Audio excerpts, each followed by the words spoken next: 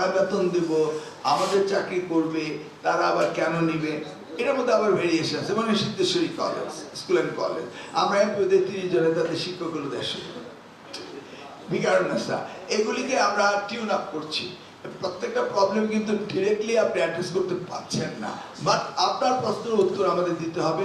অযাচিত অসামঞ্জস্যবিহীনভাবে যদি কোনোকে extra charge করা হয় এবং এই বেনিফিটটা যদি তারা স্টুডেন্টদের এগেনস্টে যায়, অ্যাজ এ স্টেট রেসপন্সিবিলিটি আমাদের রয়েছে, আমরা এটা অ্যালাউ করতে পারি না।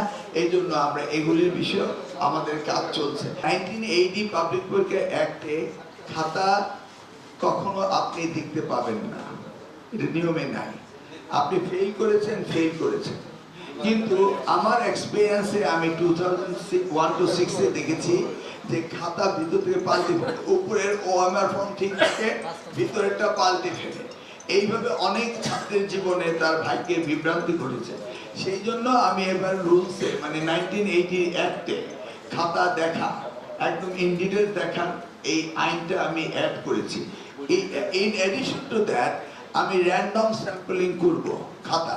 মনে করেন ময়মনসিংহ বোর্ডের আমি 50টা খাতা র্যান্ডম নিয়ে নিলাম, নিয়ে এগুলিকে রিভ্যালুয়েট করলাম, করে দেখব যে এক্সামিনার ঠিক মতো খাতা দেখেছে কিনা।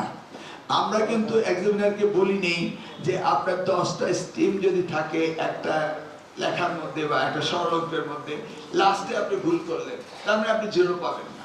আপনি যে স্টেপগুলো করেছেন এই পার্শিয়ালি দেখে আসছে কিনা, এইগুলি মূল্যায়ন ঠিক মতো করে কিনা, ন্যারেটিভ প্রশ্নের উত্তরগুলি মূল্যায়িত ঠিক মতো হয় কিনা, আমরা এক্সামিনারকে আবার রিভেরিফাই করার জন্য এটাও আইনের ভিতরে রেখেছি, যেন আগামী দিনে আর এই খাতা পরিবর্তন করার পরেও কেউ যেন মানে ফিরে না যেতে হয় যে আমরা টিকতে পারলাম না। এইটা হলো সেই খাতা মূল্যায়ন।